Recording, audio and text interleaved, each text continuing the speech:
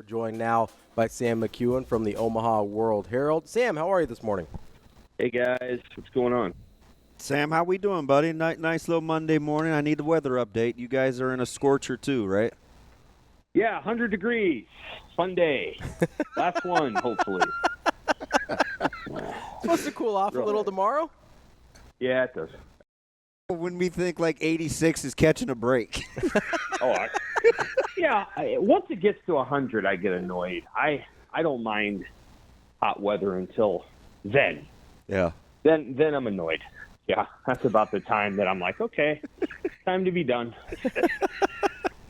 We get to triple digits and Sam starts thinking about fall. Yeah. You know, we were thinking about fall on Saturday as we got out to the Nebraska Open practice.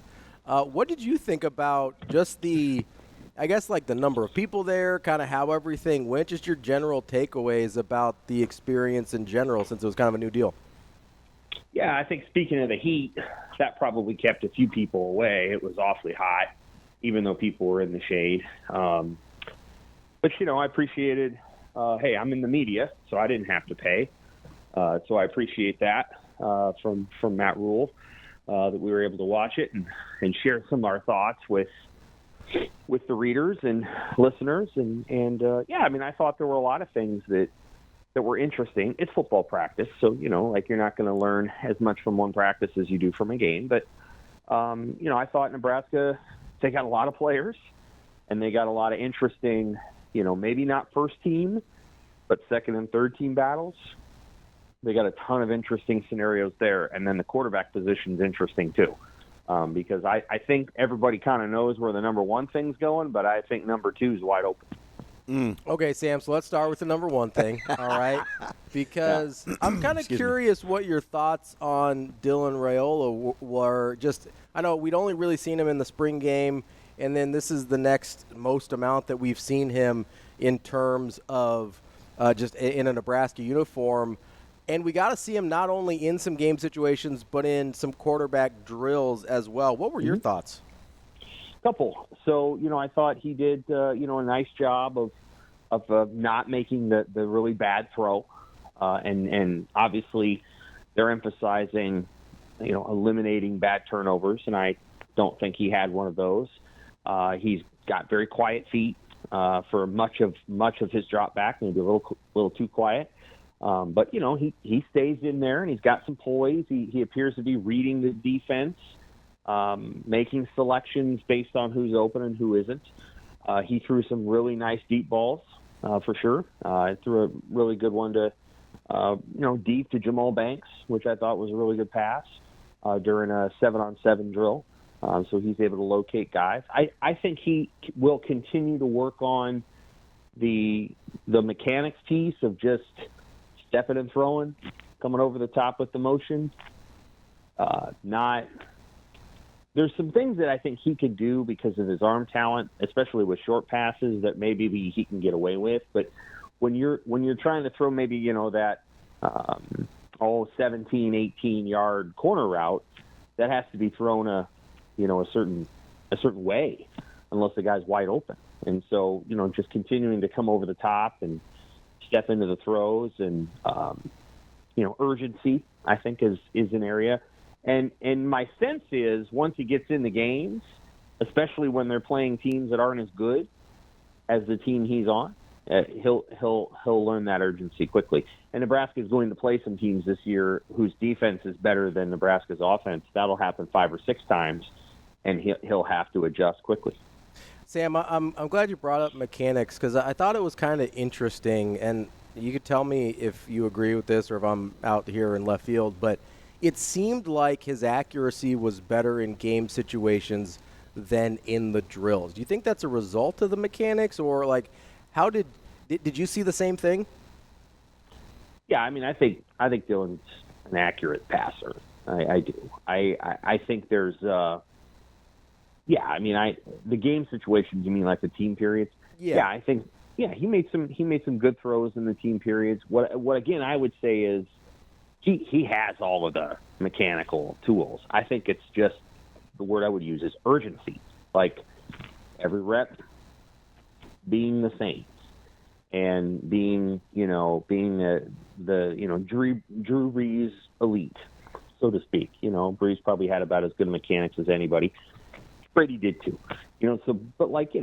Just doing that, making that the standard and the habit. And so, yeah, I mean, I think in some of the drills, again, he can throw the ball so effortlessly that it looks pretty good coming out of his hand. But passes outside the numbers on the field, if listeners are able to kind of visualize the football field, those are hard throws, and he's getting better. I mean, for sure, he's got a lot on tape, and the thing that I think the most about him is he just doesn't seem very panicky. He seems very, very calm and in control, and when he goes from station to station, place to place, there's a confidence about him, and there's a camaraderie around him. So there's things he does where he's well beyond his years as a quarterback. I think the other piece is just every single rep being, great. Yeah, I think the funny thing about, and typically when you have like higher achieving people potentially, whether it's in school or in athletics or even in the private sector, you have to allow for what's made them, what's gotten them to that point. Mm-hmm. And for him, I think it's his feel. Like he has a tremendous feel for the game. Like when to slide, when to step up, when to kind of flush himself. But not only that, he feels the temperament of what's going on around him too. So, like if something, it seems like he's the type of guy, like if something needs a kick in the butt, he'll give it a kick in the butt. If something needs to throttle down and chill, he can throttle down and chill. I would imagine for the staff, like they're kind of learning those too, because you don't want to turn a guy over to himself and say, oh, hey, do your thing, because you still want to coach in the moment. But you do have to probably have a little bit of grace for kind of his skill set too, like most people that are potential high achievers. Absolutely. I think you put it perfectly. There's a gradient. There's a grade you're going up, and there's a learning curve piece, and there's also and this, again, let's just say for argument's sake, mm-hmm. Nebraska wins their first 7 games. It's possible. I don't think they will, but let's just say they do. And they go into, the 8th game of the year is Ohio State. I think it's at that moment where, and let's say they'd won 5 of their first 7 by, 7 or less points. Then they just won a bunch of one-score games. They're due to win them. Let's say they do. Everybody around here will want to build a statue to Matt Rule. But Rule will remind everybody, hey, we're just winning the games that we lost last year. Yeah, then you go into that does sound like you. You go into the 8th game, and everybody knows that game's nothing like the first 7. It's the horseshoe. It's your 7-0. You have Ohio State's attention. This isn't Ohio State sleeping on you. That's when, you go to this quarterback who's probably had a good season so far if you're 7-0 and go, okay, this week isn't you and I. You're not getting away with things this week. This week, it has to be, you've got to tighten everything up. As the team got better, in theory, let's say they started 3-0, then 4-0, they would have been ratcheting that up anyway, and by the time he gets to Ohio State, what you hope is, okay, this guy's now in position to go win that football game and win it without Ohio State turning it over 5 times. This is that Ohio State. This is, Ohio State in 2016, Nebraska was 7-1 or whatever, and Ohio State beat Nebraska 62-3. And that's what's like, Ohio State cared that night, and all of a sudden you saw what they did. I think that's part of what you would see, is that a ratcheting up of, okay, now we're up to this level. Now you're playing Iowa. You don't really think you can do what you did against Northern Iowa against Iowa, can you? Because no one has. So those kind of conversations will come as they go. But right now, you do have to have grace. You have to be like, hey, you're going to have to do some things, and we expect you to learn. But by the end of that season, what you hope is that learning curve is kind of been reached, and all the things are being done the way that you want them done.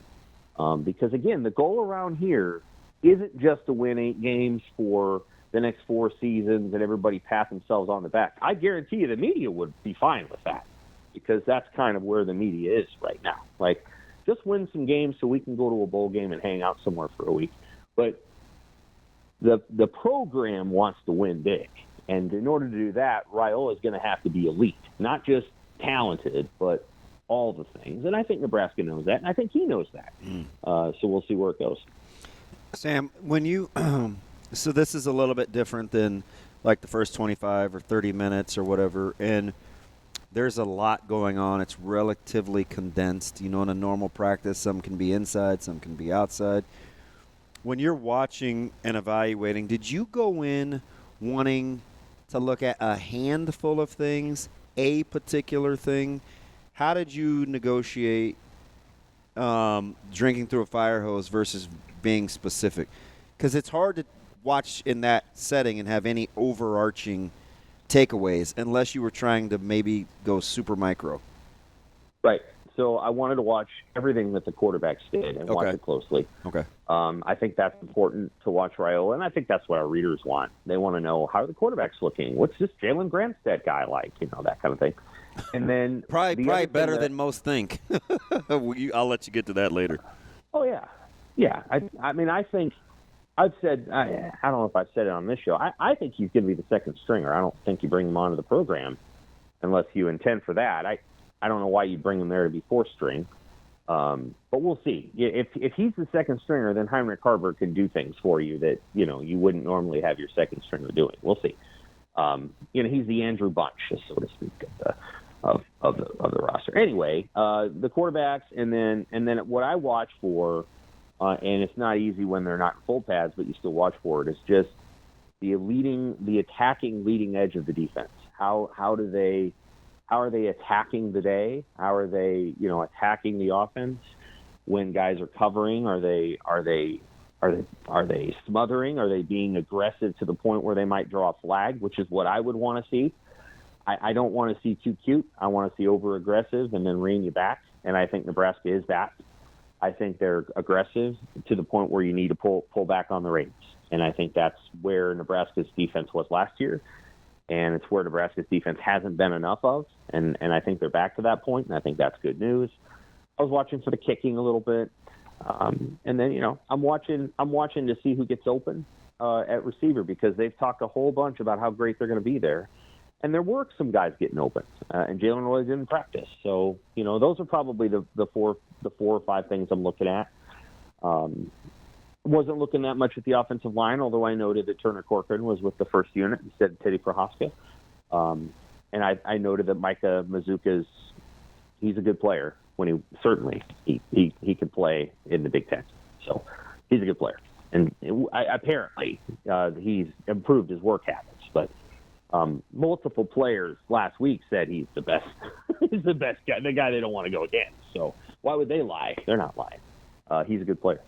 We're talking with Sam McKewon from the Omaha World-Herald. Sam, it's funny that you brought up kicking. Is kicking maybe second only to quarterbacks, where you're like, hey, until I see it in a game, I don't care what it looks like at all? Sure. Yeah. Yes. Well, I think you care if it's not good. Yes, but like you can't really take anything from me like, well, yeah, he's making kicks in practice. Yeah, I don't know. Yeah, I think the punting may be just as large a question. So, you know, I now of the two positions, I think the punter is more important at the collegiate level. There are a handful of kickers. Michigan had one a couple of years ago. Nebraska had one for a while that can win you games, you know, and like there's always those moments where, you know, okay, to win the playoff game, 47-yard field goal. The reality is almost every single guy on a football team can make a 47-yard field goal, and some of that's up to the wins of the moment. But what you really want is Torrey Taylor. You want a punter who's so good that he changes. He basically puts the opponent 85 yards from a touchdown again and again and again. And Nebraska hasn't really had that player since Brett Maher. Sam Foltz. I'm sorry, the late Sam Foltz. And they need that again. They need somebody who can flip a field. And so punting, I think, is really important at the collegiate level because it could change games. And I think Nebraska's got to continue to work on getting a game changer at that position.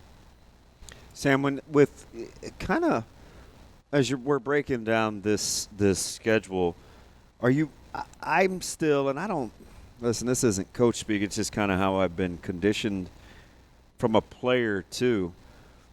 We said, okay, let's just suppose they go 7-0. I'm not sure I could get to the point where I think Nebraska is going to be for sure 2-0. How do you navigate? Like the whole no fear of failure, but understanding currently that it is really one game at a time for this program without it being coach speak. Yeah, I mean, I think if you're a coach, you're obviously in your mind modeling out various scenarios. Like you have to imagine the possibility of winning every single game. Like it has to be like you obviously are going to focus on the micro moment and look at the specific, but there's also things that, as in your mindset happen if that thing begins to build. And so like you imagine beating Colorado, and all right, like we beat Colorado Saturday night, we got to come back the next week, Saturday morning. How do I prepare the team to not waste a game opportunity just because the name of the opponent is Northern Iowa? Like you think about all those things, I'm sure, ahead of time. But yeah, I mean, it goes without saying that the first game, which is UTEP, is enormously important and have to put together a performance that falls into the Colorado game. UTEP and Colorado are going to do some similar things on offense, different quarterbacks, of course. So, yeah, of course. I mean, it comes down to the second game of the year is enormously important. Everybody knows that. Beating Colorado was probably very important for the program's psyche. There are guys in that Nebraska's program that have lost twice to them. There are guys that know that they've lost 3 times in a row to Colorado. So, like, this is important for the program's psyche. It's going to be a huge crowd. People are going to be very disappointed if they lose. And so, yeah, of course, that second game looms very large.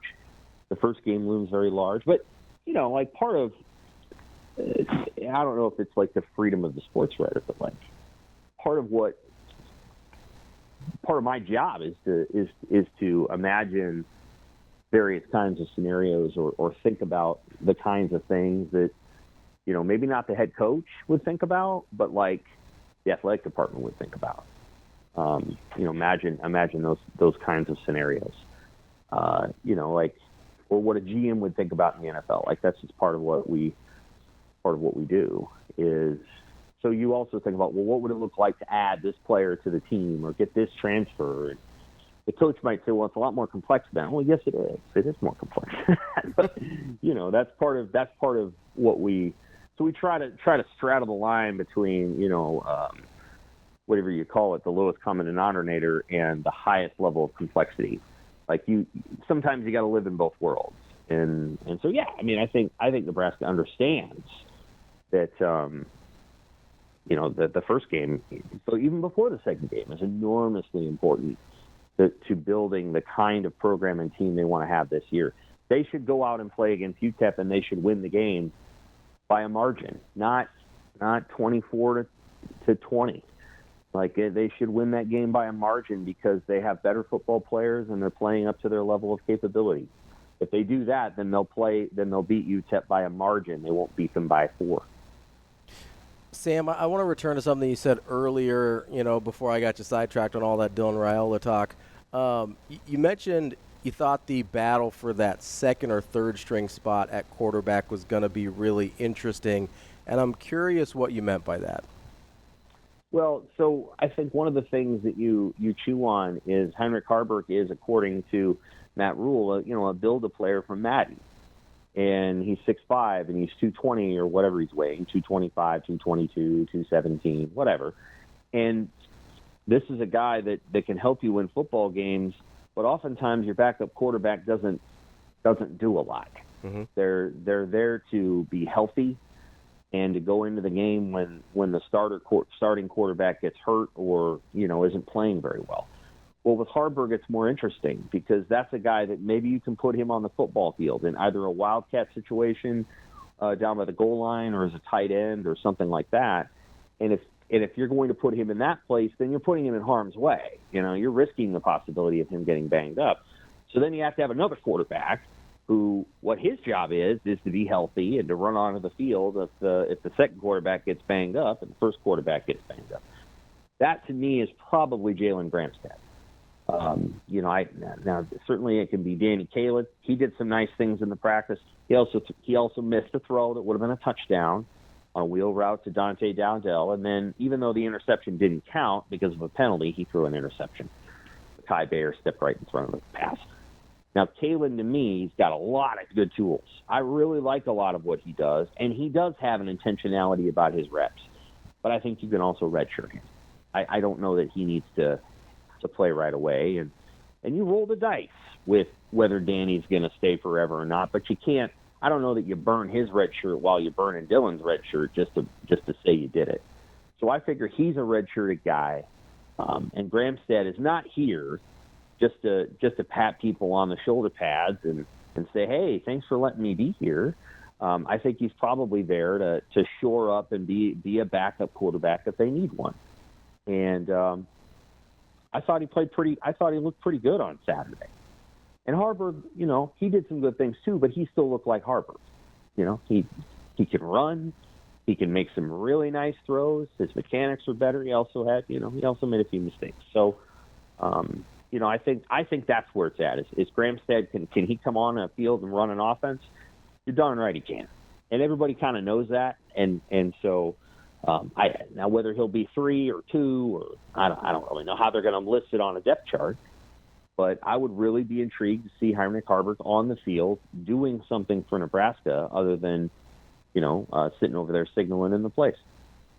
That's Sam McKewon from the Omaha World-Herald. Sam, we appreciate the time as always. We will talk to you again next week. Take care. Thanks, Sam.